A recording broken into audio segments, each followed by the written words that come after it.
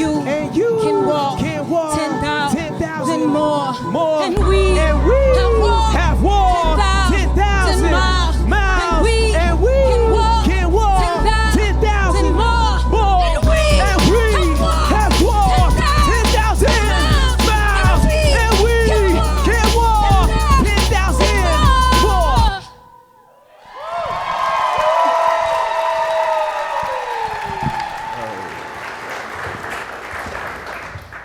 When I was little, my grandma taught me everything she knew about plants. And even though I was allergic, I loved the flowers and the trees. I even used to talk to them. And she saw how good I was with her plants in her garden. So now, even when I'm around potted plants or in the garden, my body calms down and I feel peace.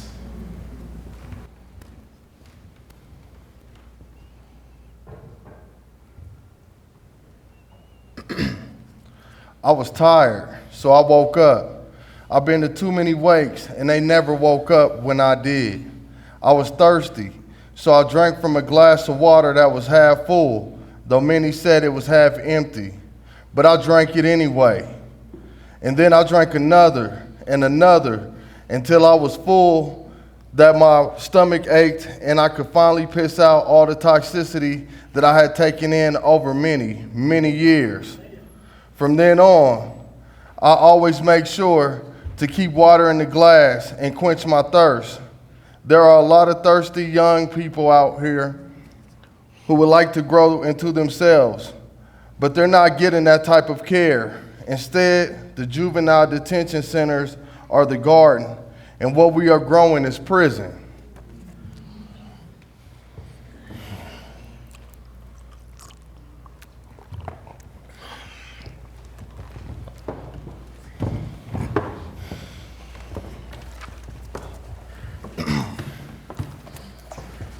I wear a tie to my office every day, a button-up shirt and a tie.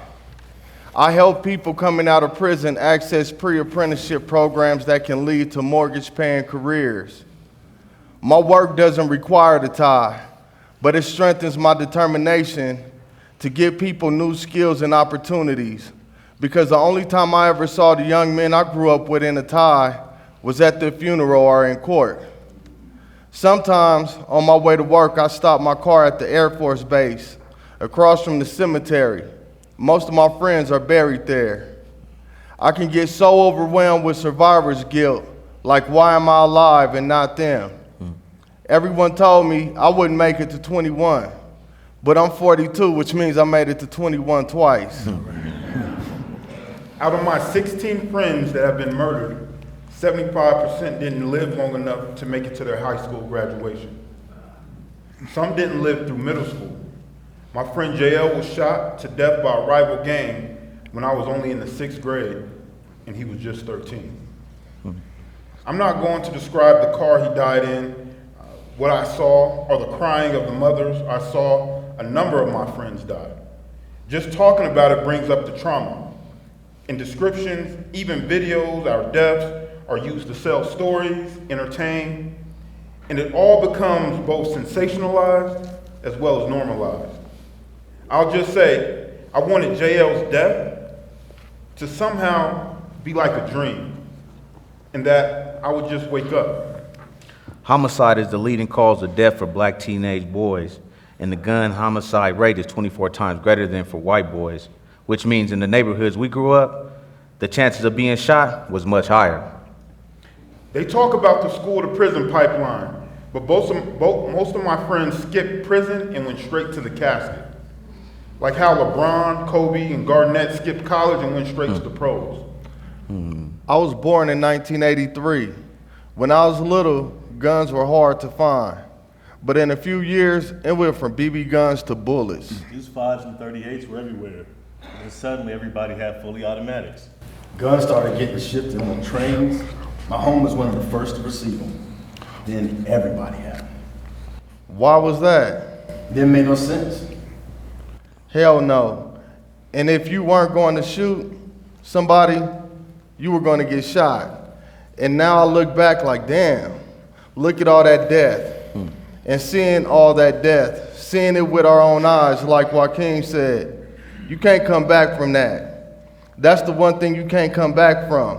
I don't care if you get a life sentence, that's the one thing you can't come back from.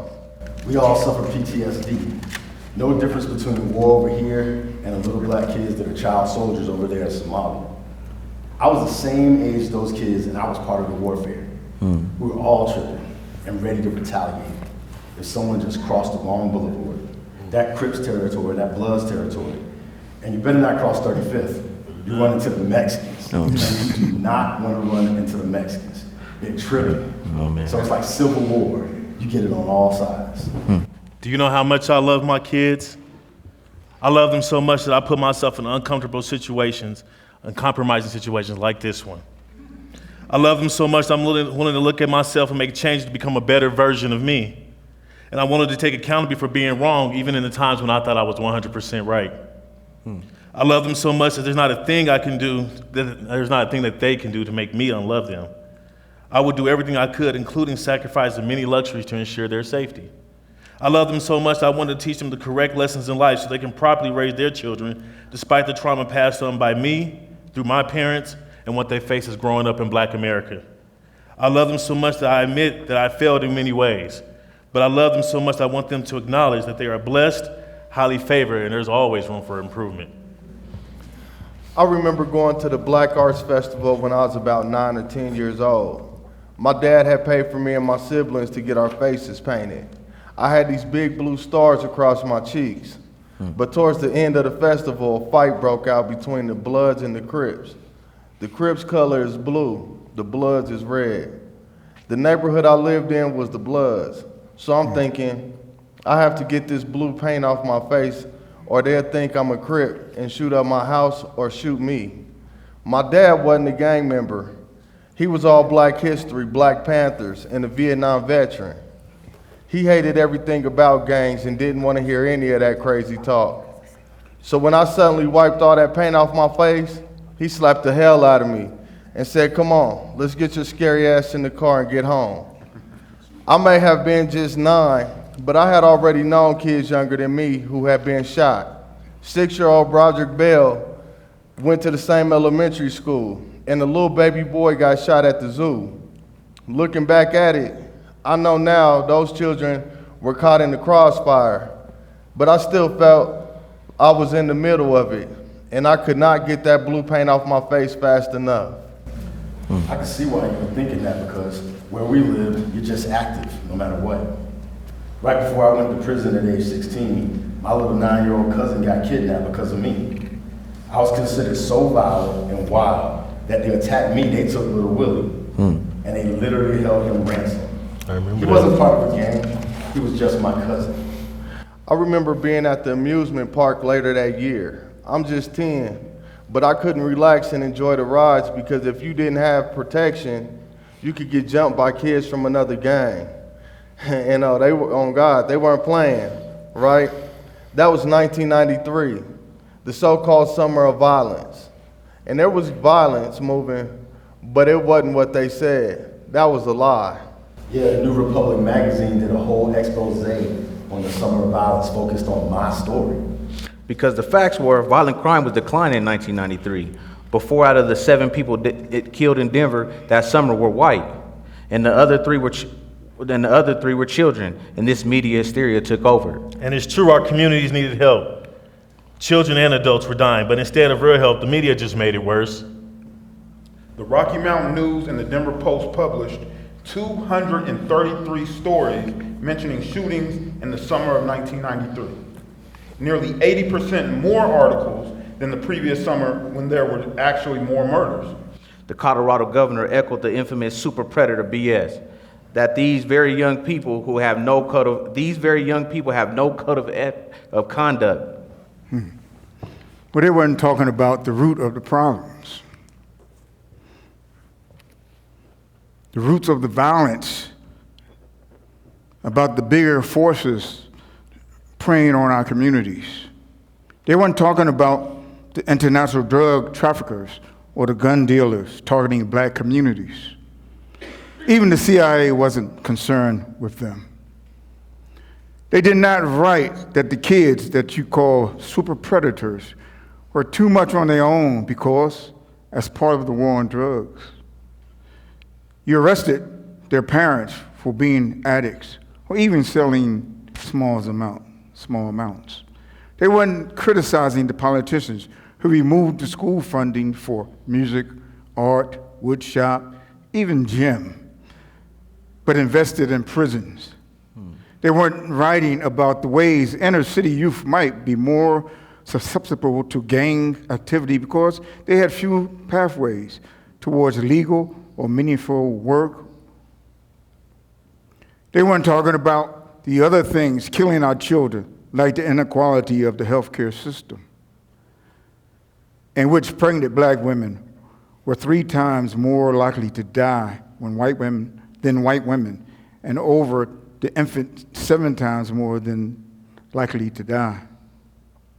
You may not want to hear this either, but you know they were not talking about the legacy of slavery, the soul our communities, generational wealth with no backup against hunger and homelessness. No, they didn't care about our mothers or our fathers or our children. They just did what they have done to us for centuries. Talked about us and our children like we were wild animals. Everyone said I was a monster. We were labeled enemy number 1, the worst of the worst. And supposedly to protect our communities. They rounded up our children and put them in juvenile prisoners. And some even went straight to the adult prison.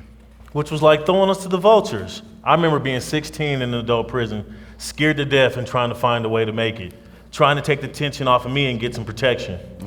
There was no acknowledgement that most of the kids you demonized were just trying to survive in America. Both political parties argue that these, quote, super predators required a new type of juvenile justice system. Military-style boot camps were created in Colorado. I was put in those military camps. I was too. Lorenzo, you want to say something about that? Not right now, let's go on. So in response, Actually, Daryl, I will say something. Being silent for 45 days took away my voice. Not only my voice, but my humor. Being silent for 45 days took away my confidence to speak up for myself. You don't understand how many young people don't speak up for themselves anymore, don't laugh anymore, and were stripped of their confidence. Most young people just want to be heard, someone to listen to. The American Pediatric Association says that young people should not be put in juvenile detention centers. Childhood adversity and circumstances beyond their control lead to many youth in the system. These children need to be looked at in a total and given support to be as opposed to being punished. Young people need trauma-informed care that takes into account all that's happened in their lives. The question should be not what is wrong with you, but what has happened to you, and pinpoint what they need to lead healthy, productive lives. When do any of us get that kind of concern? Care or presume innocence, even as children? Thank you, Darrell. so in response to the media hysteria around super predators, military-style boot camps were created in Colorado. Parole was eliminated for Colorado children as young as 14 who were convicted of felonies. A new power that exists to this day, direct file, was given to prosecutors to directly charge children accused of serious crimes in adult court, bypassing juvenile judges. Our current president was part of this hysteria. In 1989, there was a brutal rape of a white female jogger in New York City, where I was from. A group of 5 black teenagers were accused of gang rape in what was called the Wolf Pack attack. Their guilt was assumed throughout the media, and particularly by Trump, who took out a full-page ad in 4 New York dailies attacking these kids with giant font at the top that read, "Bring back the death penalty. Bring back the police." Oh, in my day, man, those ads would have led to a lynching before those kids ever made it to the court. Those 5 kids were sent to the violence of adult prison, the adult prison system, and were incarcerated for over 13 years before being exonerated. Turns out they weren't wild animals and no wolf pack. It was a lone rapist who was not African American and had no connection to these kids. He also confessed to the crime, and his DNA confirmed it. But the momentum was launched, and aggressive policies aimed at inner city teenagers took off across the country. The policy director at the Colorado State Public Defender's Office is quoted in the New York Republic saying, The media blew up the homicides, blew up the gang violence. The narrative in 93 became scary kids, scary black kids. We put children away for life in Colorado, locked up children until they died or was disabled. Were so disabled we didn't know what to do with them. A lot of lives were lost. A lot were wasted. During the summer of 1993, the Denver mayor declared a war on gangs. So for inner city youth, they were often like child soldiers with multiple enemies. There were all the gangs, but there was also the police who had free reign. It became common where I lived in Park Hill in Aurora for 9 or 10-year-old children coming home in the early evening to be pulled over by the police and have a gun pointed at them, patted down, interrogated on the spot. Who are your people? Do they gangbang? Are you a gang member? And the majority of the people in my community are doing right contrary to the media, but they are still struggling with the trauma of poverty, parents in jail, substance abuse, domestic violence, and every one of these people still has to deal with the police. And sometimes the gang members that the police are looking for are your family members. And they are the people who actually have more of a positive influence on your life. And some of the other people the police ignore who are not gang members are people with no positive influence. Police don't care anymore if someone hung around and smoked crack or heroin. The kids didn't want to be like the addicts, but the police didn't care if people were just destroying themselves. Well, if the police were actually public safety officers supporting our communities, keepers of the peace, then call in the police. We want safety, we want help, but our children don't need more hurt or oppression. I remember when I was about 6 years old, we had just moved to Aurora from New York City and my mom was unloading back boxes. My uncle walked into our apartment and asked my mother if he could take me to see his new place. I love being around the fellas. So I was elated he wanted to spend time with me. I remember my uncle asked my mom before we left if I had a toy gun. She looked confused and was like, no. We made it to my uncle's apartment only to be confronted by two men demanding to be repaid for the crack they had given him. Both men were clutching their waist, and in an instant, their guns were drawn, and my uncle picked me up to use me as a human shield. The men tried to get around me. They tried to get around my body. They tried to reach for him, but he was fast, spinning me this way. He was spinning me that way, just to keep me between him and the guns. I was so scared I began to hiccup incessantly. All I could see was the fury in their eyes and the guns seeking to set fire. Could I have used some help? Yes. But I was afraid to tell my aunt what happened because I was sure she would kill him, like literally kill him. And I didn't want her to kill him. And at age 6, I already knew the police made everything more dangerous and sometimes even worse. So I just held that terror and that betrayal in my body, and I told no one. Do you all remember Paul Childs? He was a 15-year-old autistic kid with developmental disabilities. He didn't live far from me in Denver. His mother used to call the police when she needed to calm him down. The police knew him. Paul even thought of them as his friends. But the police saw him holding a kitchen knife and shot him. Now I'm younger than you all, and my friends were just kids then too. So just imagine what we thought. If they're going to kill a disabled kid that they actually knew, what would the police do to us? Kids in our neighborhoods learned quickly that we had to figure it out how to protect ourselves. And a gang was often the first opportunity we saw for this protection. That is one of the reasons we need people with lived experience talking to young people. Because most people have no clue what we had to survive and the many roles a gang plays in a person's life. Well, I hate gangs. I always hated gangs. And I understand why you're saying that. But you came from an older generation. I heard my grandpops talk about when they were young, if a kid's parents were home, but they were in trouble or acting out, one of the neighbors could either help you or whoop your ass. They may have been poverty, but there was a strong community. But for the young people I grew up with, the gang was the one helping you and your family rise above the challenges you face. We wanted security, and together with the gang, there was security. We wanted to be accepted, and we accepted each other. Your daddy on crack, I got you, don't trip. Your little sister and brothers are hungry, but no food in the fridge. Here's your gang saying, come on, we going to go get this food together. or when we were little and wanted some work, but the big homies were like not going to give us no work. So the OGs in my neighborhood the OGs in my neighborhoods did have some morals. They were like, I'm not going to give you no work. Get your ass in school. The people in the gang were like your fellow soldiers, your comrades. And we were loyal and we would do anything for each other. Plus, they were often members of our own families. You can't just walk into a room full of kids and tell them to leave their gang. It don't work like that. When gang members are all their godfathers, brothers, sisters, cousins, even and sometimes parents. I love pulling up with my stepdad into the neighborhood when I was little. Nice car, everyone looking good in the reds and curls, and no one was going to hurt me because I was under his protection. I felt safe. Kids just need other options. Exactly. So when I'm talking with kids, I say, yo, I'm not telling you to just drop your flag, but join me in using your brilliance to build legal economies that support our communities and stop hunting other black people.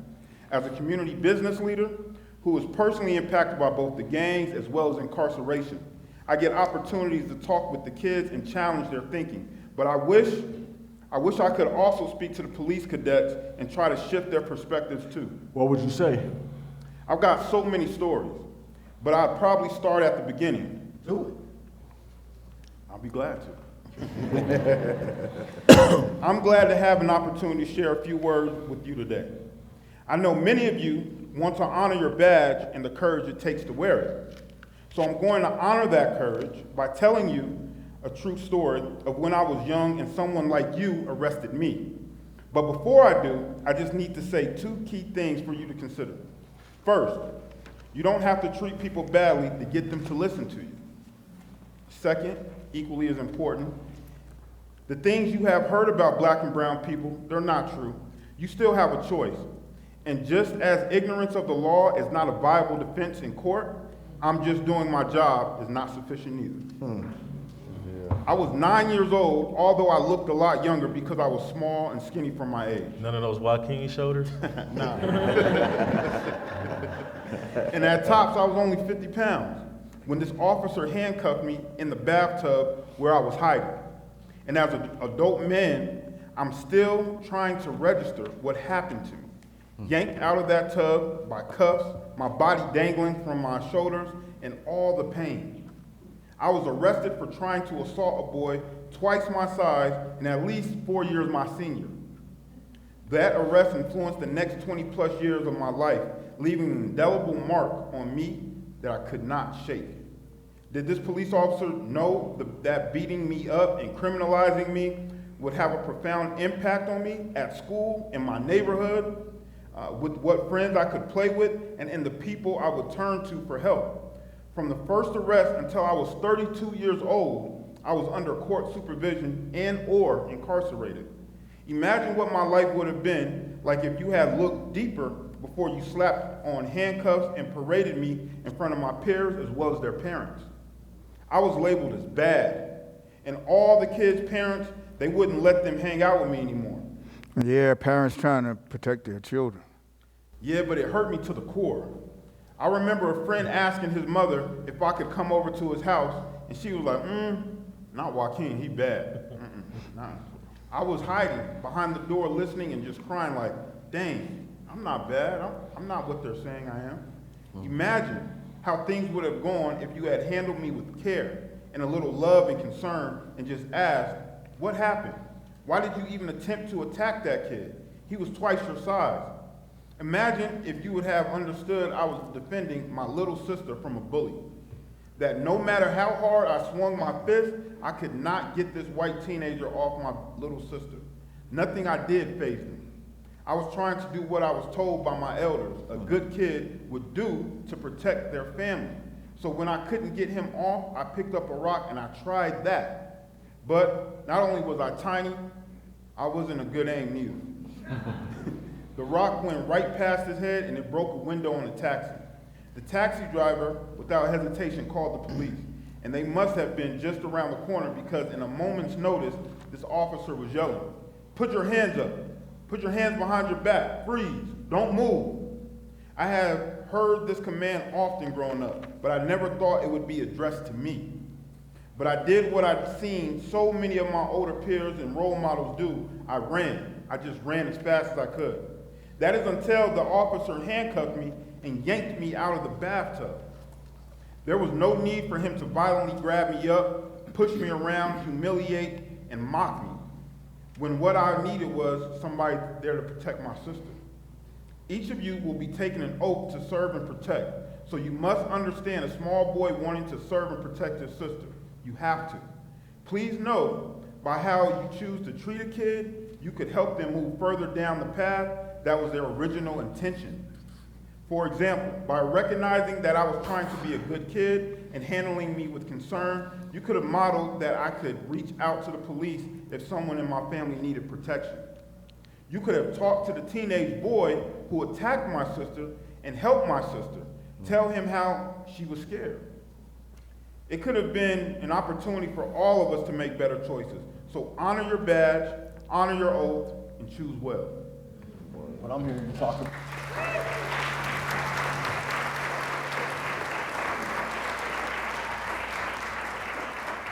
What I'm hearing you talk about is restorative justice. And I work with young people. So I would have wanted to teach you conflict resolution, right? And talk about other ways besides a rock to navigate the solution. You needed someone who knew how to honor your attention at the time, and at the same time talk about the impact and how deadly that rock can be. Yeah, I was a little guy, so it was like, dang, if I had actually hit the bigger kid with the rock, he might have released my sister, but then he was going to beat me up. And then the police beat me up. You just can't win. You just don't feel like nobody's going to help you.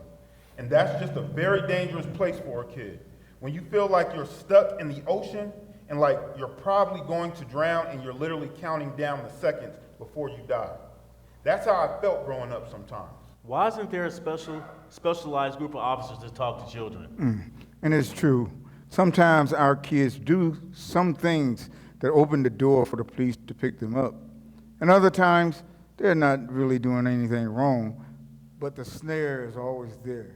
And as a black or brown kid, you're not going to get an easy pass. They're not going to just take you home to your parents like they do some kids. Well, you're not really going to get that easy pass.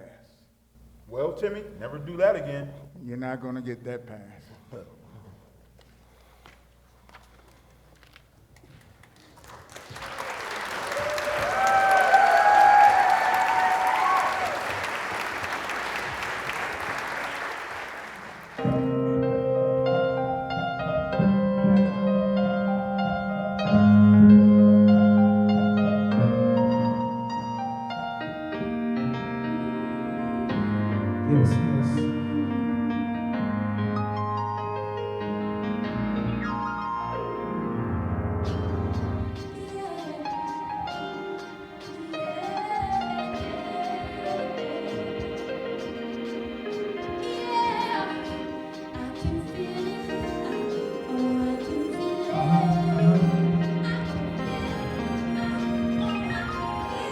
Some people cry out of anger, some because of pain. I cried in my songs, but both been great again. Power and strength, keep it simple and plain. Where I'm from, you gotta be strong to not go insane. Purify your heart, then cleanse your soul. Earth, wind, and fire, so love is pure gold. So I use it in my music for the young and the old. Bundle up, little homie, this world is over. Stay covered like modest believers or sleeves on suicide girls, either for artwork, receivers, yeah, we all the same. Share emotions, walking this earth, but one day we go back to that dirt, so whatever hurt you feel, it's only temporary, never legendary. From the bottom, deeply rooted with so much glory. Thank you for the one, and those who paved the way. This spirit of sacrifice got me every day. Yes, in the middle of the dark, I am shining like a star. I can feel it in my heart, no matter what people say. Yes, in the middle of the dark, I am shining like a star. I can feel it in my heart, no matter what people say. When my patience being tested,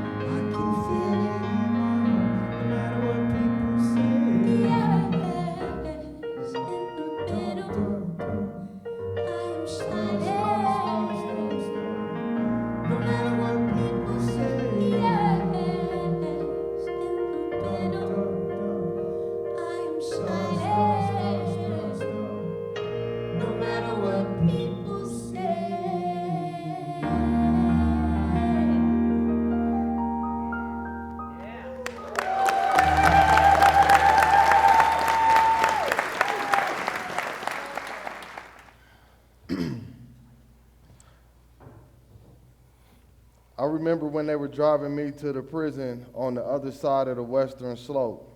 I saw that big, blue, beautiful lake, the Grand Mesa. It was the first time I had ever seen anything like that, and I felt it.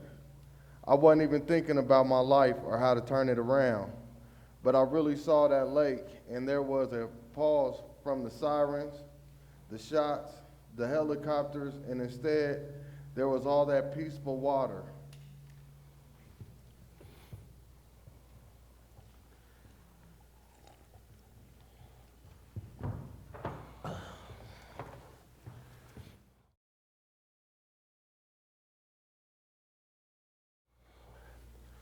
We have to expose our young people to a bigger world, and not just for a weekend. They need an opportunity to see possibilities for their life.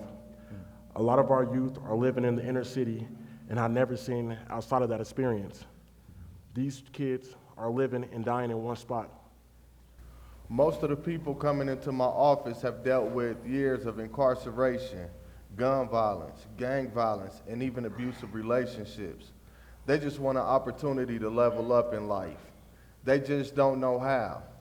And I know from experience that often the people we went to for help don't know how to help us. It's pretty hard to help somebody else when you're struggling to figure out how to help yourself. But I love my work because something that definitely helps is teaching people skills that build their self-confidence. A lot of the terrible decisions I made in my life came from having low self-esteem and not believing I was good enough to make something good happen. Of course, that was a lie, and the school system was often part of that lie. I run a very profitable business and a very successful nonprofit. I read 3 languages and I speak 2, but I was put in special ed as a kid. And many kids in our neighborhood are highly medicated in schools and then drugged up more, put in the juvenile system. We need to help kids learn that they are good and give them the experiences that assure them that there is a good job or a skilled trade they can learn that is a legal path forward. Because if we don't help them recognize their gifts in a positive way, the street will recognize their skills, and they will think that this is the only real opportunity. They started me on Ritalin in kindergarten. It was supposed to help me focus, but the side effects of Ritalin were nervousness, anxiety, and restlessness. So I was always snapping from the medication in the special ed room. All the teachers told me, you can't focus, you can't concentrate, it's okay that you can't read because you have this problem. It's okay that you can't write because you had that problem. I remember the first week in the 5th grade, I was in a regular class with all the kids, and the teacher said, we need everybody to sign their name in cursive. I remember just sitting there, and the teacher said, Michael, don't you know how to write in cursive? I couldn't read or write at all. I could barely even spell my name. Then he said, Michael, read what's on the board. I tried, but I just couldn't figure it out. And the kids started laughing. Instead of calming them down, he said, this is why they keep you in that other class. And now everybody really started laughing. And that laughter continued at recess. A couple of kids started pointing at my shoes and making fun of me for having XJ900s. They were clean and brand new from Payless. I thought they looked cool. But those kids had on Jordans and Nikes. When the bell rang, I couldn't wait to get away and meet up with my big brother and sister at the middle school. And that is when I saw this kid I knew. But now he has a pager, he's on a cell phone, and he's wearing the same shoes the Fresh Prince of Bel-Air had on from TV. He wasn't much older than me, maybe 11 or 12, so I asked him, how'd you get all that? Well, he said, I'll show you. And that's how it all started. All I had to do was ride my bike around the block and tell people when the police were coming. And when the police came and the fools ran and dropped their dope, I'd see if I could find whatever they threw. I learned quickly that my speedy mind that made it hard for me to focus in school was really good at this. I could make $100 to $200 a day at age 9. I learned 2 days into my new job, I bought my first pair of Jordans. There were a couple of teachers, like this black teacher named Mr. Hazard, who tried to keep me focused on my education. He even came to my house when I was in elementary school. I remember he looked right at me and said, "You're not stupid, you just think differently. Let's do division." I told him I don't know how. But then he laid all this stuff on our kitchen table and told me, divide it into 4 ways that it could be solved. Division solved. But I needed more of these experiences because the streets influence was crazy. Just you give an 11-year-old kid a pistol, some dope, and more money than his parents, and what direction is he going to head? I don't think I could explain it any better than that. I met an amazing leader in prison named Cedric Watkins. He was given 96 years. It is said for a whole community that they keep rejecting his parole. He has helped so many in prison understand ourselves and reflect on other options. For example, he taught me about the 4 different learning modules: visual, auditory, reading and writing, and kinesthetic. And helped me understand that my neighborhood provided all these learning opportunities to teach me my relationship to gangs. The visual was obvious. Okay, everybody in our neighborhood wearing red and the Jerry curl, and these people had pagers, you had to be dressed like this. The hearing, the lingo on my block, the specialized lanes, the codes, the communication style. In New York, we had a whole literature. If I came upon you like peace, blood almighty, and you don't know what to say back, we hit you with a razor. And kinesthetic, you learn how to walk and move with a certain style, all that. You quickly learn the key to acceptance and success. Him right there, he got the jewels and the chains. He got the most respect. He got the ladies. He's taking care of 2 households. He's even helping out with someone else's bills. Joining the gang was your pathway to community, money, protection, and where cultural power lived. That is what you learn. So why would I do anything else? Remember that song? Remember that Tupac song, Outlaw? At the opening of that track, this 11-year-old kid is asked what he wants to be when he grows up. And that kid says, a motherfucking outlaw. I was also 11 that year that song came out. And I'm thinking, yeah, that's me too. That is me. But did you think you would end up in prison as a gangbanger? Hell no, I thought I was gonna be famous. And you learn that if you don't follow the path laid out for you in the neighborhood and you're not accepted, then you're a victim. And we learn that fast because in our community, we see it every day. Shit, I was the victim. Yeah, I saw people beat down. I saw people beat the hell down. I don't want to be beat the hell down. You know what I'm saying? I saw my stepdad beat dudes up. I saw what it looks like when you check a dude's gang status and he gets scared. I saw what it looked like at age 8 and again at 9. I'm seeing when they put a pistol in somebody's mouth, like, yeah, who got the power? I don't want to be the dude without the power. You know what I'm saying? That's me. I was afraid all the time. Human Rights Watch talks about kids in Somalia as young as 10 being recruited to bolster forces in the civil war. I got put in the gang when I was 9. A kid should never go through that. I had no choice. I lived with my older cousins, so the family part was crazy. But if I wasn't in the gang, I was told I'd get no love, no protection in my own neighborhood, no protection by my own family. It was sad. It was sad. Amnesty International talks about the civil war in Somalia as a children's rights crisis. Children risk deaths constantly.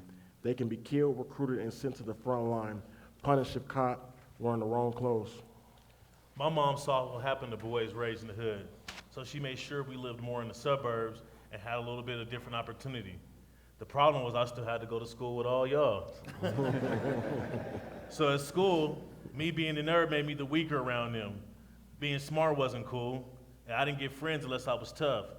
So Michael talking about that Tupac song, it hit me. Because that song was really popping, and that's what everybody wanted to be. Even though I had other options to do other things, I made a choice to prove to everyone I was gonna be the gangster. Growing up, I wanted to be a firefighter. I didn't want to be a gang member, but you just see what's going on in the neighborhood. And you're like, man, now I got to learn how to fight to protect myself. Now I got to create a fictitious character to help me, not only on the street, but from the inside forces going on in my own house. Before my mom went back to prison, she used to tell me, Raymond, you're a lover, not a fighter. But as a young person, I was like, how do you survive if you don't join in the fight? This year, I was invited to attend different municipal meetings across Colorado about the juvenile justice system. At one of the meetings, there was a city leader actually recommending we start locking up the parents of teenagers who commit crimes. Crazy. Instead of everyone telling them, man, that's crazy. Suddenly, there's this whole conversation with people saying, you know what, that's a good idea. It's crazy, too. I'm like, how do we, they were asking, how do we do that? And I'm like, hey, I'm in the room still. What are y'all talking about? They are not looking for the real thing preying on our communities. Most parents are desperately trying to help their kids, and you're going to lock them up? It's crazy how they think about us. When I started with the gang at age 9, my grandmother moved me to another elementary school on the other side of town to get me away from it. She was doing everything she could for me, even though she had 10 other grandchildren to feed and care for because 3 of her children were in prison. But it's important we don't forget that the epidemic of gangs, prisons, drugs are all elements of absent parents. All responsible parties are missing in action. The war on drugs significantly increased incarceration rates, which doubled between 1980 and 1990. Mostly because of the 3 strikes you're out policies, requiring lengthy sentences for people caught repeatedly serving even small amounts. I remember when I was little, the way my grandma and I would hold on to each other and cry. I was like, I wish my uncle was here. But Uncle Pumpkin got 20 to life in 1988 for selling. The majority of young people going into the juvenile system, when most of us were sent there, had parents who were incarcerated.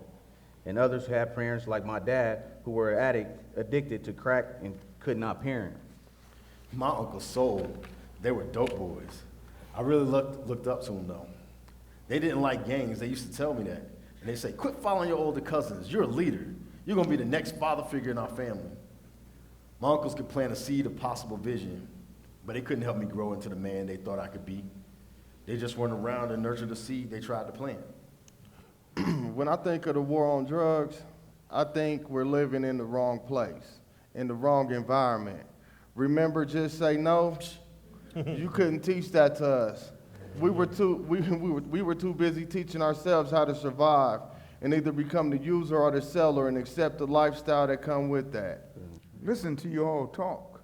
It's like listening to a diabolical plan. You take the father out of the household, what do you think is going to happen? No leadership, no guidance, just pure adulterated street life. Just a bunch of kids trying to figure it out. Trying to figure it out. And if your parents were incarcerated, you still didn't have much guidance because they were working long hours trying to pay the bills. So you're pretty much on your own. And some of the kids are gonna become the guardians of the others. So sometimes the decision making is not the best because you're so limited in your understanding. Oh, man. They act like our kids are born bad, but they are young people with big questions. Who am I? Why am I?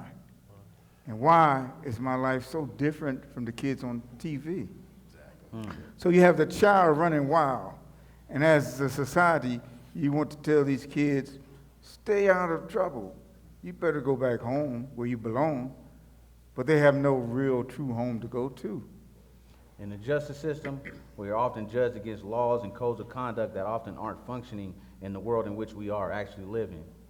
Both times I got sentenced to prison, what I said in my sentencing backfired.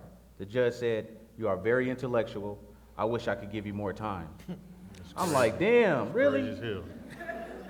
I wish I had the words then that I do now to broaden the perspective about why I did what I did. If only they had ears to listen. Because like Joaquin protecting his little sister, I was doing what I had to do to show up for my people. In the judge's world, kids have food, so stealing food is delinquency. But we had no milk, no food at home, it was just what it was. I didn't know going out and stealing was actually bad. I just knew we needed it. To understand me, you would have to know what it was like to grow up with no real skills and my young pockets empty. How the opportunities around me didn't need words, they just needed to be done. I only knew what was given to me, living my life by any means necessary, having the options that adults around me presented, and they weren't teaching me a skilled trade like Michael over here. They weren't breaking down the steps on how to get a job. The elders taking real time with me, quality attention. We were showing me how to put together and break down a gun and then how to use it. And these teachers taught me the image of success was to have street recognition. I didn't tell the judge how not having a solid father figure drove me to be the man, the supporter of the fatherless, the protector to the fearful, the role model to the ones who had no true accessible role models. Yet, I really had no idea what I was doing because life had not given me positive or safe places. Those were just conditions that people in my community were born to inherit. You can call me a menace to society, but in my neighborhood, I was affirmed for my choices because it supported my family. I was recognized. I was told by one of my first role models that the very thing that the judge was incarcerating me for doing was a good profession. My uncle told me it was a good profession. And then, when I went to my peers' home, their moms and dad also was looking up to me. There was no way of telling me that I was doing anything wrong when I actually was doing what I felt was of service.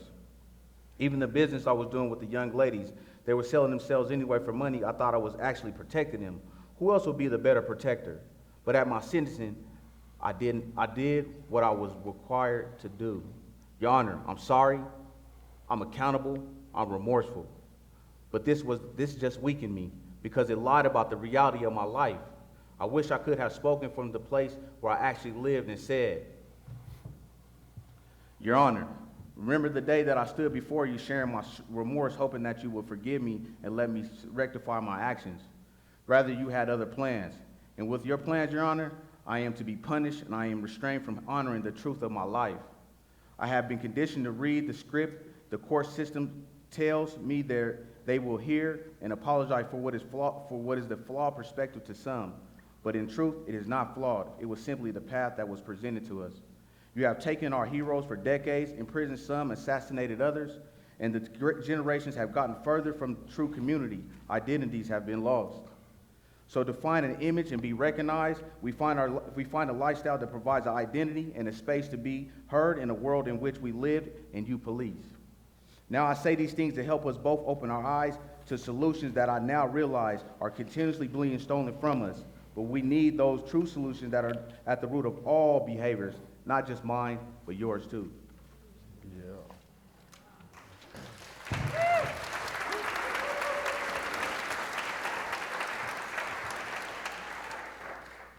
They tell young people that the way they see the world is crazy and criminal, but they don't look at the ways they think that might be also crazy and criminal.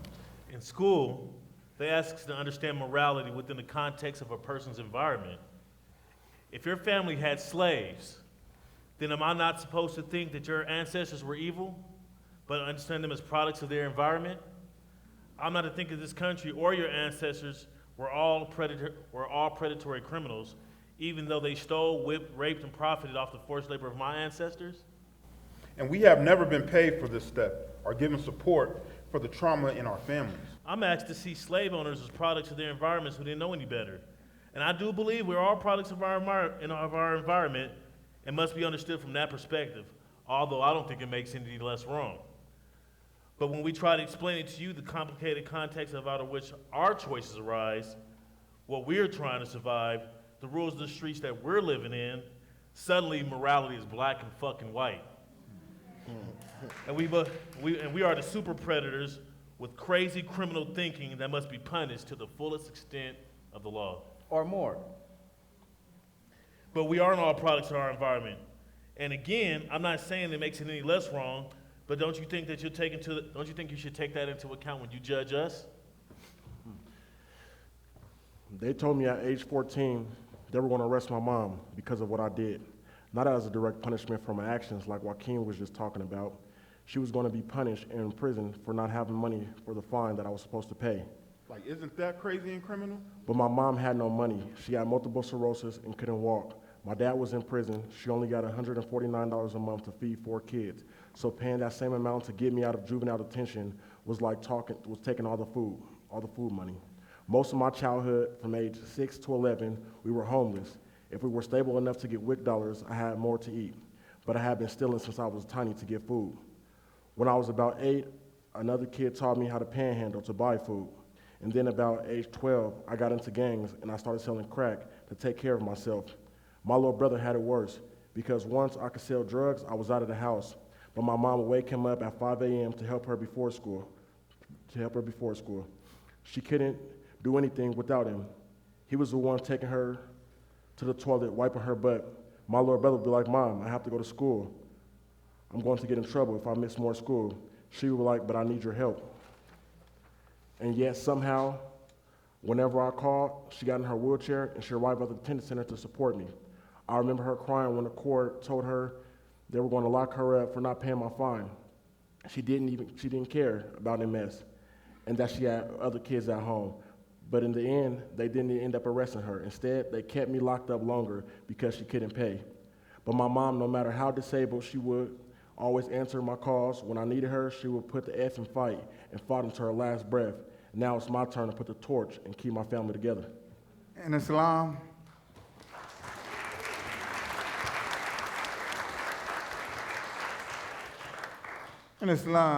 if you're hungry and you take something to eat, not to sell, but to eat, it's not a crime. Judgment instead is on towards the society. God would ask, why didn't you feed that person? He was hungry. Why didn't you feed him?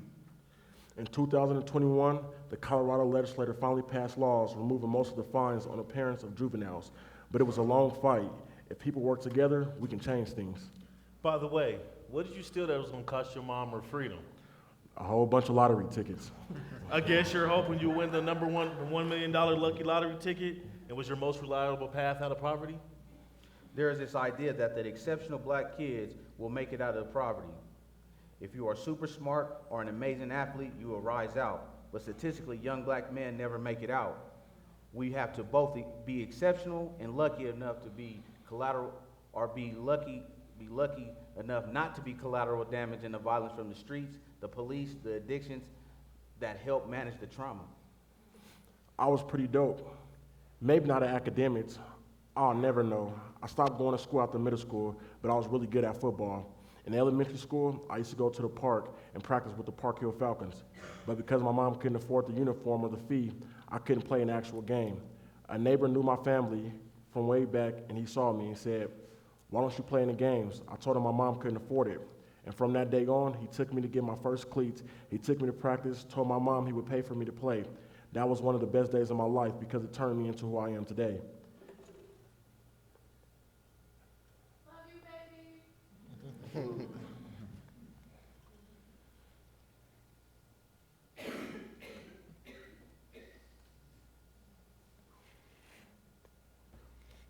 And in support of me may have been a reason that I'm the statistical expectation as a 1% twice. I was the only kid in my juvenile program that did not ultimately get sent to the adult prison. I fulfilled my dream and made it to the NFL.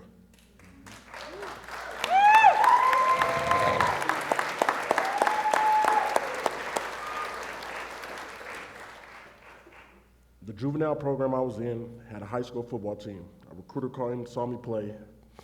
He wanted to for me to play for his college. I couldn't because they didn't accept a GED, but I saw my dream as a possibility whenever I could. I would find a computer and start Googling options. I discovered that some community colleges have football programs, and they accept GEDs.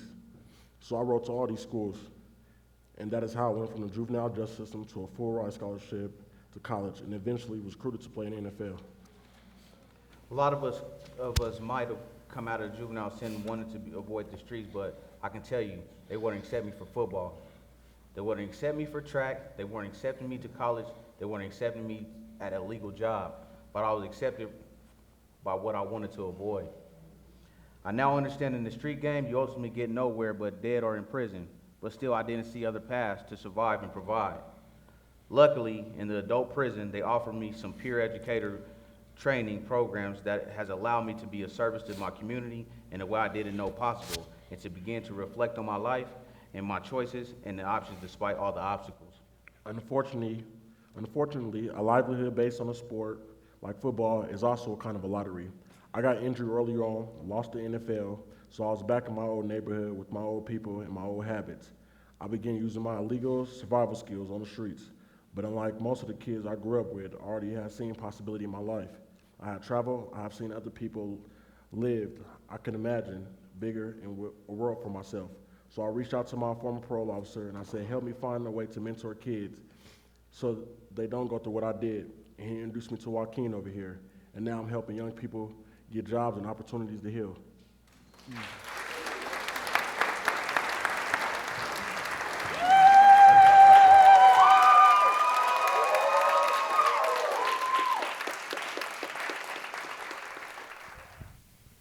We're moving slowly, it's intentional.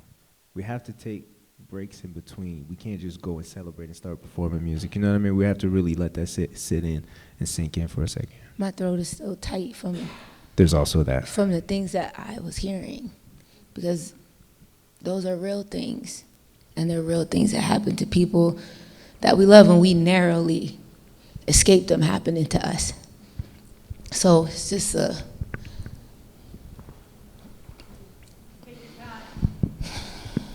these are our sons.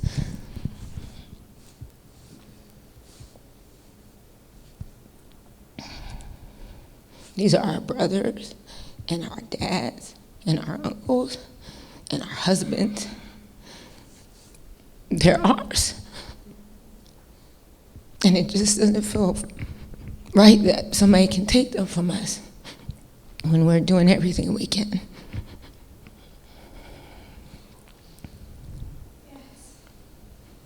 And I'm sorry, y'all, but these are my brothers right here. And I just met some of these brothers today, but I know y'all. Whew. I'm sorry, y'all.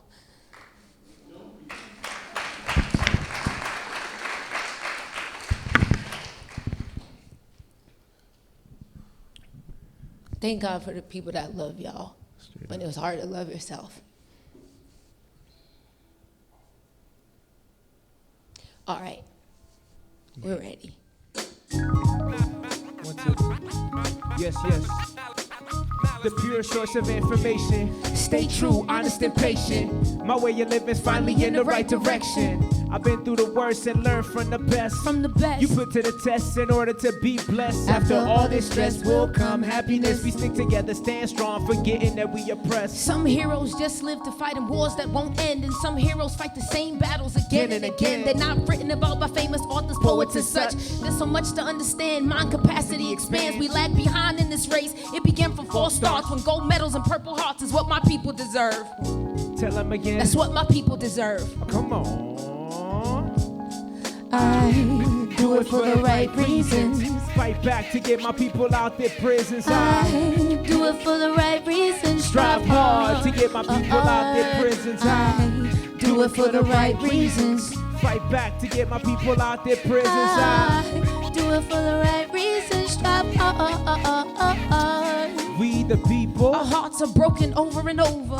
Broken mirrors still reflect the past that's not over. From heroes to zeros, the hatred won't stop. It's on top in this crazy world of gangsters and cops. We attempt to reach freedom, but the path's blocked. Mentally incarcerated since we felt the boats rock. So now we bust shots at the kids on our blocks. And we're caged inside ghettos like herds of livestock. Our hearts full of rage, minds full of suffering and violence and hate, and minority handcuffing, not meeting expectations. We're planning to exceed them. People are hungry for knowledge, so these words are made to feed them.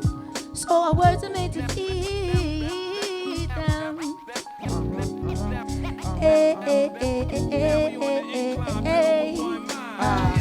Do it for the right reasons. Fight back to get my people out their prisons. I do it for the right reasons. Hard to get my people out their prisons. Do it for the right reasons. Fight back to get my people out their prisons. I do do it for the right reasons.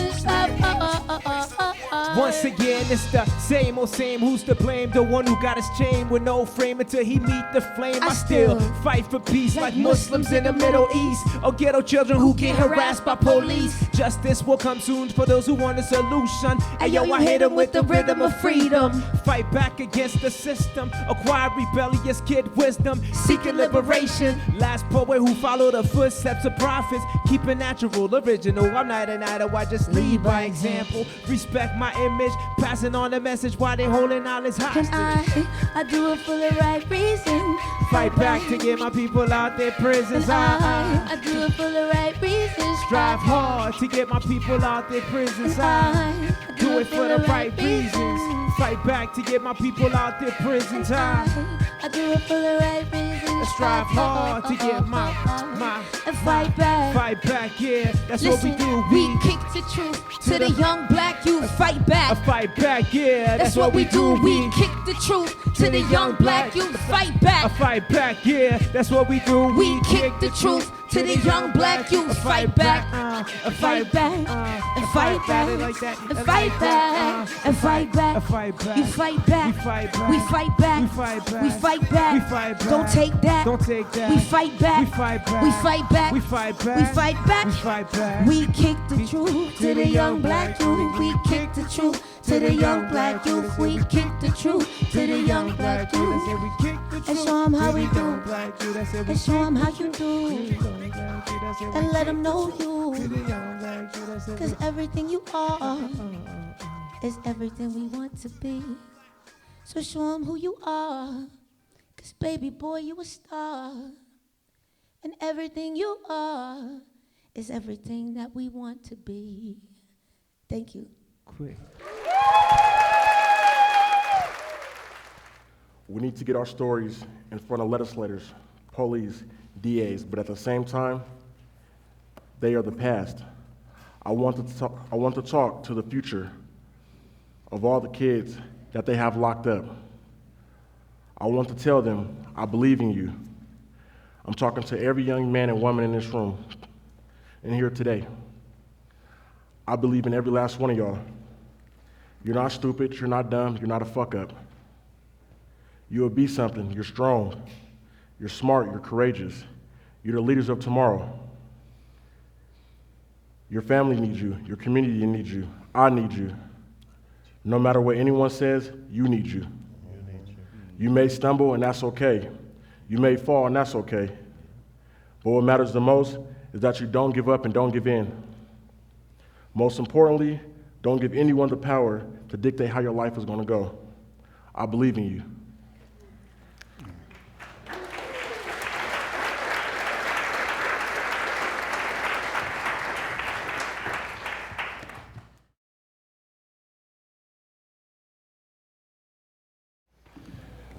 When we are going to get to the root of the problem, instead of spending more than $177,000 per juvenile in Colorado to incarcerate them, what if, just what if, the state actually invested in young people and intervened instead of sitting back and waiting for us to make a mistake?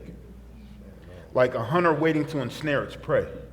Joaquin, say that cost again for everyone to really take it in.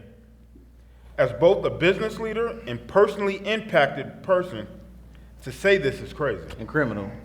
But in Colorado, we spend over $177,000 a year to incarcerate each boy and or girl bought into the system. Your tax dollars are paying for the special sauce they add to our trauma and just makes it 10 times worse. And we only spend about $10,000 per student on K through 12 education, and in-state college and tuition costs over $11,000. It was one of the hardest things reading about these statistics we handed out before the performance. Like the 90% of people in the juvenile justice system have experienced trauma with higher rates of physical or sexual abuse. Are you kidding me? Y'all don't know that? That's how I felt. But of course, the world that has never been through the juvenile system, they don't know. To them, To them, they're rehabilitating those babies. No, they're not. No. They are fixing to give these kids some medications that are experimental and see what happens. They are taking kids in the side rooms and beating them up or worse. The staff is selling them the same illegal drugs that they are addicted to. And I'm not condemning all the hardworking men and women employed by juvenile systems. Some of them really care. But our kids are also locked in with abusers, sexual predators, sometimes guards, sometimes other kids. A woman once said to me, "They send you to juvenile to teach you discipline." I said, "I guess you never been in a prison system, because don't confuse discipline with fear. They control us using fear. The same thing we are dealing with on the streets. But when we are bullies and ruled by fear on the streets, you call us criminals. When you do it, it's discipline. Stop lying. Stop lying to yourselves and stop lying to us about what you're doing." The only reason the stats we handed out were exposed by the different posts this year is because the DAs were asking the state legislature to increase the number of youth allowed to be detained in the juvenile system. How can we hold the kids responsible for their violence and yet send them to a place where they are hurt and there is no accountability? And if they want more beds for juveniles, let them be different beds, beds where they can rest and recover. Let's use that 177,000 to create true comfort zones where we can mentor these kids, train them in skills, build their confidence, and let them know there are some brothers who love them. Don't just hire people looking for a state job with benefits or selling these children to contract organizations like chattel, handing them off to the lowest bidder. Let's hire people with lit experience, but make sure that people are vetted by the kind of leaders on stage. Leaders from the organizations that are making a difference for the adults and kids coming out of the system. Can you imagine what a relief it would be to all of our hearts and souls that when the children are harming others or themselves, that they could actually feel good about making a call and saying, "Please pick these children up," because we would have faith that this child would get real help. My mom actually put me back in the back of the juvenile system because she was afraid I would die. I was reckless, rebellious, and like Paul Child's mom, she didn't know what to do. I didn't get help. I just got more committed to my gang and hated everything about the so-called legal system that just wanted us locked up or dead. We need you to call your Colorado State House leaders who are at the big Democratic fundraiser right now and tell them about this performance. And really talk to everyone, neighbors, family members. Take these stats home with you and get everyone talking about the 177,000, the child abuse, and the reforming juvenile justice system, because your voice has power to interrupt the denial. Through pressure by community advocates and the Different Post article and people like you, I'm happy to say that the cap on beds was not increased. And they created a pilot program to protect kids by requiring staff to use body cameras, and the money was put into more community-based prevention services. But we need to do so much more to transition from a punishment model to investing in the health and well-being of children that leads to real public safety for all. We need change now. My little cousin just got shot 3 weeks ago. My nephew overdosed 2 weeks ago. I lost my brother right before the MOTUS project started. The legacy continues with my 17-year-old baby cousin is in the county jail for a murder degree. My 13-year-old son now has an assault and battery ticket for a false report. It was horseplay while kids were playing and not some attack, and yet he is getting a label that begins so many problems. What are we doing? What are we going to do? What are we going to do? Because everybody is playing a part. So, who will you be? Who will you be? What will be your part? Will you be a part of the problem or part of the solution? Will you be the oppressor or the freedom fighter? Will you be the Pharaoh or the Moses? Are you the Jesus or the prosecutors who deemed him a terrorist threat? Are you the Caesar or are you Spartacus, fighting to survive and locked in the gladiator gang fight? Are you the black teenagers living in the streets or the white lynch media? Are you the Denver Post doing a truly investigative report? Are you the Jewish people in Nazi Germany or the Hitler's discovery? Are you the hundreds and thousands of those who watch in silence as atrocities are carried out right in front of your eyes? Are you going to say something? This is not right. This is not justice. This is not fair. Not on my watch, over my dead body. Are the lives of the press significant in your eyes, in your mind, and in your hearts? What part will you play?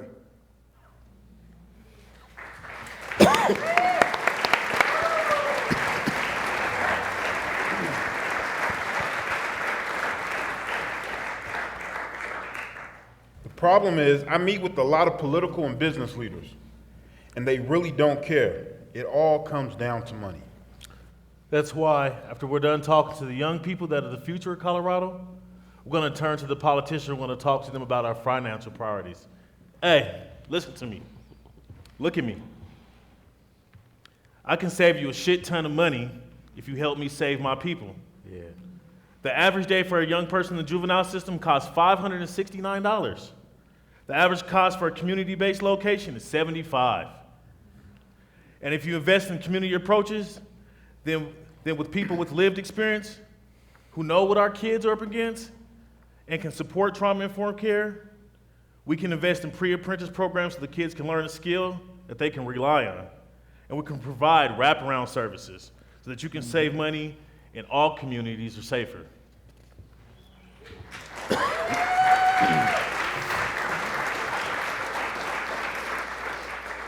Because not only is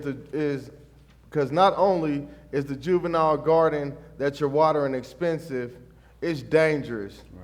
And it's not just because it's growing adult prisoners. There came a point in my life when I was young that I didn't care if I got killed in the streets.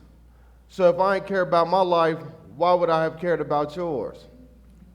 You can add all the burglar alarm systems you want, but when you have young people with no hope, who are constantly being told their options are going to be death or prison, how are any of us safe in this despair?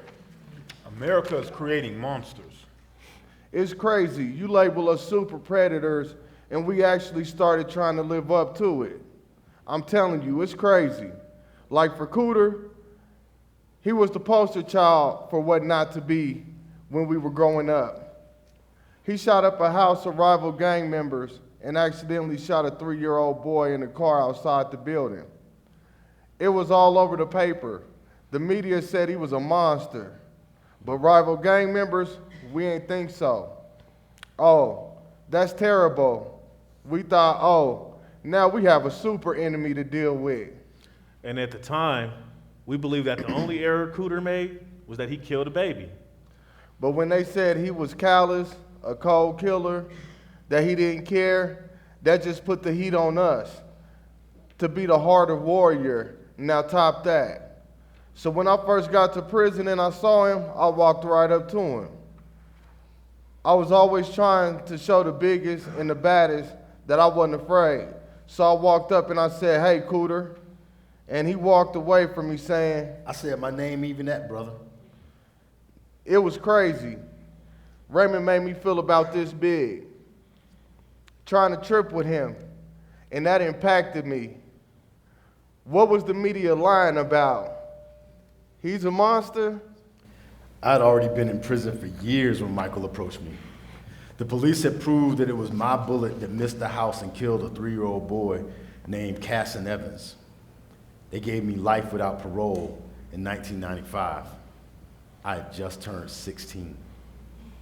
I was supposed to die in that adult prison. As it says in the statistics you're holding, No matter how terrible the juvenile system is, kids put in adult prisons are 36 times more likely to die by suicide than in a juvenile detention facility. They are at high risk of being sexually assaulted and often put in solitary to shield them from abuse. They are at risk, but kids' brains are wired for engagement, so isolation leads to profound psychological trauma. When I first arrived at that prison, there was an adult inmate, a very dark-skinned black man just standing in the child hall waiting for me. He looked right at me and said, "I have the right to kill you because that house you shot up, that was my daughter's house. But I want to apologize to you because I was not at home. I was in prison. If I was at home where I should have been, this never would have happened." Instead of killing me in the hall that day, he became one of my mentors. Instead of me being another dead child statistic in an adult prison, he actually helped protect me. And even though I almost died many times in prison because I would not be active in the game, he and others, a lot of Muslim men, tried to protect and help me. One even paid me $5 a chapter to learn how to read. And despite my early head injury, I read. Thanks to Allah, I'm alive and I was given a purpose. 2 decades into my life sentence, there was an experiment in Colorado to explore restorative justice for youth serving for violent felonies. So when I had an opportunity to meet Casson Evans' mother, Charlotta Evans, and talk with her, I said yes. Charlotta Evans and her associates changed the juvenile system in Colorado because she was willing to see me, meet with me, understand me, look at my hands, and eventually hold these hands that caused her so much grief. Raymond, can you pause for a minute so we can take in what you said? Just take that in. Really imagine. Imagine this mother whose baby son died in her arms.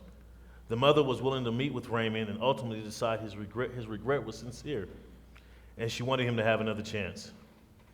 And I don't know if I'd be strong enough to do that. And you wouldn't have to.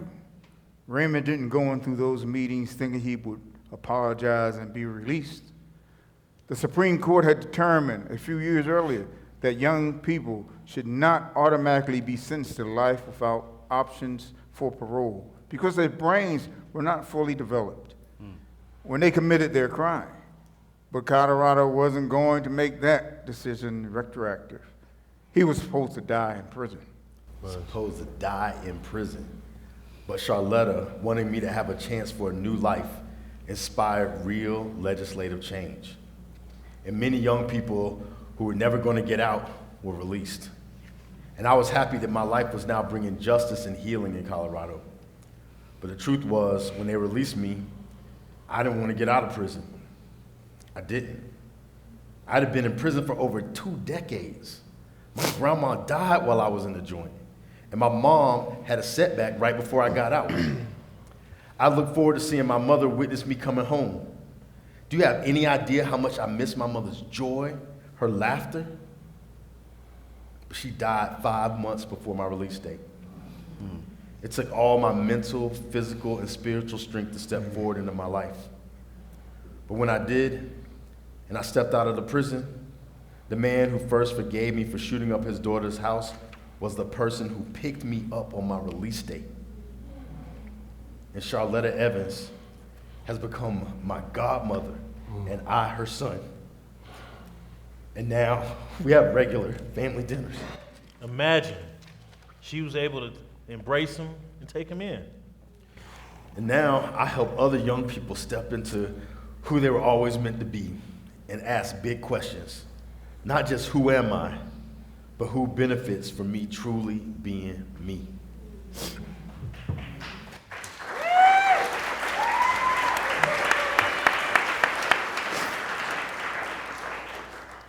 Can you all imagine what we could do if we invested that $177,000 into healing kids? Do you know how much I love my kids? I love them so much I constantly put myself in uncomfortable situations and compromising situations. To quote William Ernest Henley, picture this: a garden rich with promise of blossoming where each plant is cared for by the diverse and devoted hands of community gardeners. I love my kids so much that I'm willing to look at myself to make changes and become a better version of me. And I'm willing to take accountability for being wrong, even in moments that I thought I was 100% right. This community garden is a metaphor for policies that comes forth from the needs and dreams of our people. A nurturing place designed to foster growth and provide a harvest as bountiful and diverse as the community itself. I love my kids so much, there's not a thing that they can do to make me unlove them. I would do everything I could, including sacrificing many different luxuries to ensure their safety. I don't always agree with Cornel West, but he once said, "Justice is what love looks like in public." Do we love all our kids enough to support true justice? I love my kids so much, I want to teach them the correct lessons in life so they can properly raise their children despite the trauma passed on by me and that they experience life as Black Americans. Do you love your own kids enough to create true justice for all? I love my kids so much that I admit that I failed in many ways. Because I love them so much, I want them to acknowledge they are blessed, highly favored, and yet there is always room for improvement.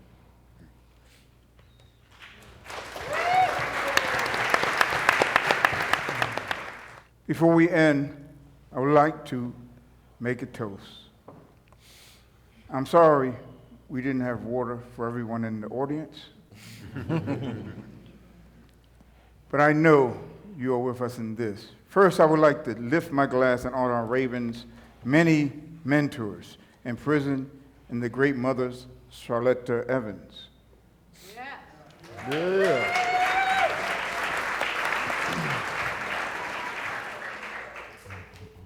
And I would like to lift my glass to Raymond, who is becoming a leader his uncle and mother first saw in him. He just did a grand opening of his organization, which supports the health and recovery of the community members. And as I said, I didn't get to raise my own children because I went to prison. And I never even met any of my grandchildren. And my greatest wish is to meet all of them. Even if they just say, "That's my old grandpa. He's a jailbird." That's good enough. But I did mentor hundreds of men in prison. Like me? And me. And me.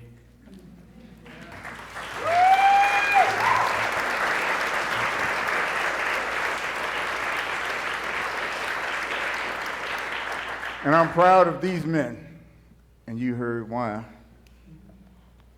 Joaquin and Michael are amazing gardeners, growing lives. They're both making sure people who are firmly incarcerated get access to real skills. And Michael and Joaquin are also filling the void for children who lost their fathers in violence and trauma. We describe Michael and his wife adopted a son, and Joaquin is an engaged godfather. Now I'm proud of Lorenzo, who is not only serving on the boards and the commission to advocate for young people in the juvenile justice system. He is a devoted father, and his greatest joy is his daughter.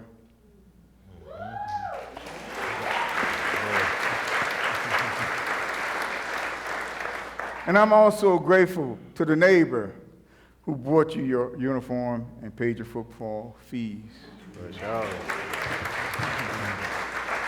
And I'm proud of Darrell, who is prioritizing his relationship with his children and taking serious both their visions and his responsibility as a peer educator.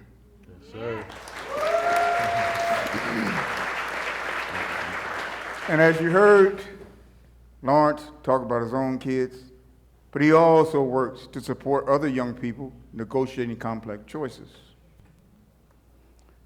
that they need to make in order to survive on these streets.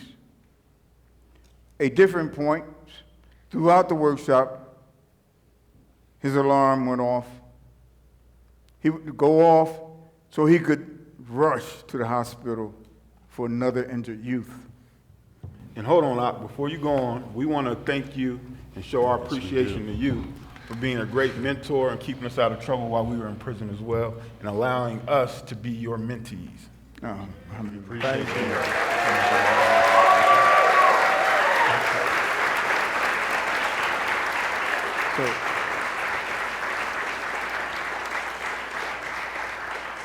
So, we lift our glass to all of you. All of you.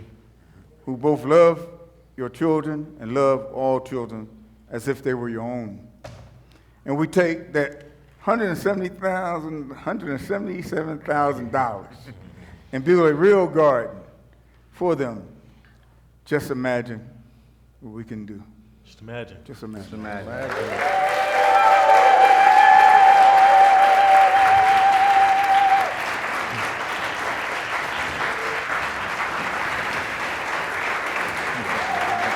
Take a bow.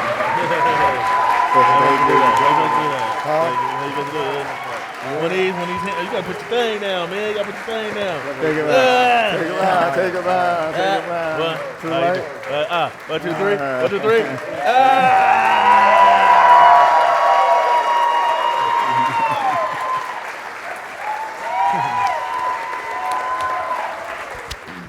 We're gonna share a couple more songs to close it out. Is that all right?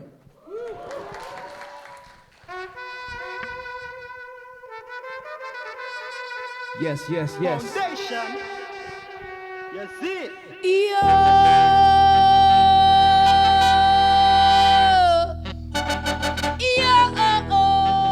Everything starts with the foundation. We're gonna build from here on out.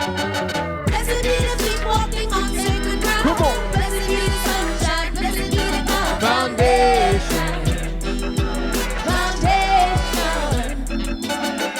Welcome to the Valley of Kings, where we willing and able to rise like burning fire, active volcanoes. Salute to rebels, poets, and people working for something greater. Self-determined and focused, empowered when all together. Take our time with every step to remember the way. Never respect it, stay collectively. Each breath we speak life into existence. You know where to find us, majestic promised land. No, it's not a dream, we manifest visions in ceremony. Last of a dying breed, leading inspired by any dreams we fed. Upset the healthy survivors, destined to grow with exceptional plans of being timeless, strong and everlasting. Only reason with the virtuous. Brick by brick, and stone by stone, brick by brick. 177,000. Let's go now. Blessed be the feet walking on sacred ground. Blessed be the sunshine. Blessed be the cloud. Foundation, the mighty, mighty foundation. Stronger the soil, the sweeter the food. Foundation, the mighty, mighty foundation.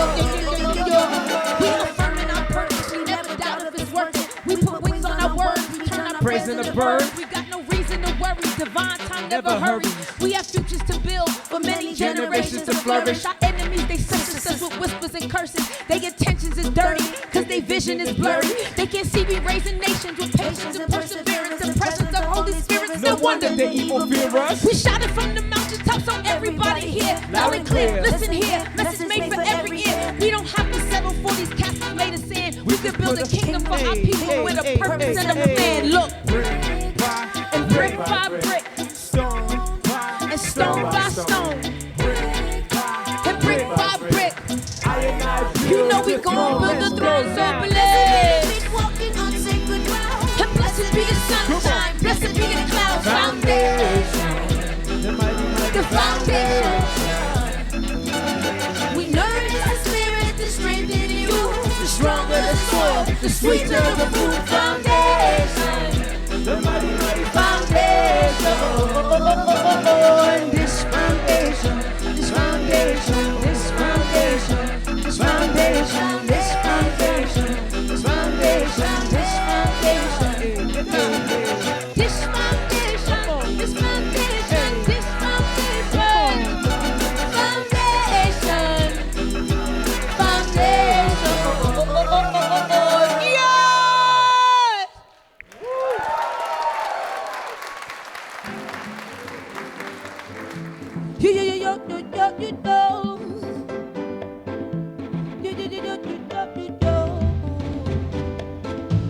Here we go now.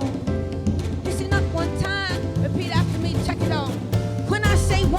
you say love. One, love. one. When I say one, you say love. One, one. When I say one, you say love. One, one. When I say one, you say love. One, one. Lights flashing, lights, camera, action. This is our moment. Hey, unstoppable. The lights flashing, lights, camera, action. This is our time. Come on, unstoppable. Lights flashing, lights, camera, action. This is our moment. Unstoppable. Lights flashing, lights, camera, action. This is our time. Out of desperation, We have to grow together. Brought my fam along because we so much stronger when we move as a unit. Power for movement, fearless, it can't be stopped at the moment. The time is now, the place is here. Love in the air, keep the message clear.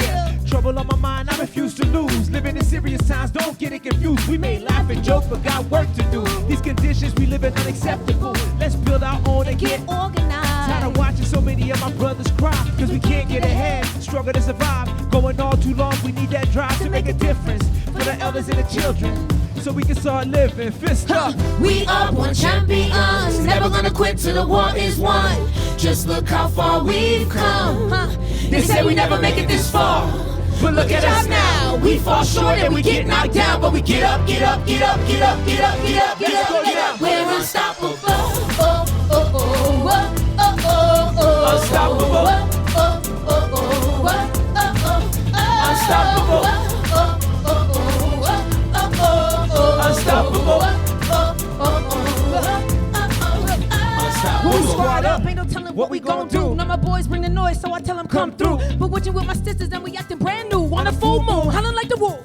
Boom, boom, 2 shots in the air. Say a little prayer for the ones who ain't here. Damn, we'll never let you down. We'll never let you down. Say your name all the time, so you always stay alive. One hand on my heart, other pointing at the sky. Smile on my face, tears in my eyes. Asking for a blessing from the Most High. May we always be loyal and true. May we always do what we must do. Give us peace and longevity too. What else? And God bless all of you right Fist up now. now. We are born champions, never gonna quit till the war is won. Just look how far we've come. They said we never make it this far, but look at us now. We fall short and we get knocked down, but we get up, get up, get up, get up, get up, get up. Let's go now. We're unstoppable. Unstoppable. Unstoppable. To the top, to the top, to the top, to the top. Here we go now. We're unstoppable. Unstoppable. Unstoppable. Unstoppable. We're unstoppable. Thank y'all so much. Woo!